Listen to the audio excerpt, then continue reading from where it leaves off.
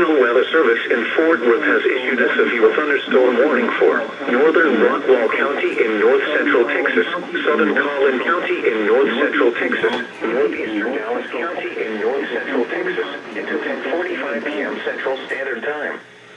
At 10 p.m. Central Standard Time, a severe thunderstorm was located near Richardson, moving northeast at 40 miles per hour. Hazard, 60 miles per hour wind gusts and quarter-size hail. Source, radar indicated. Impact, hail damage to vehicles is expected. Expect wind damage to roofs, siding, and trees. Locations impacted include Dallas, Plano, Garland, Carrollton, Richardson, Rowlett, Wiley, Rockwall, Farmers Branch, Sag C, Addison, Murphy, Roy City, Fett, Lucas, Parker, Farmersville, Mobile City, Livon, and St. Paul.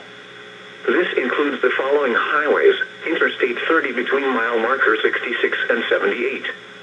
Interstate 635, Interstate 820. For your protection, get inside a sturdy structure and stay away from windows.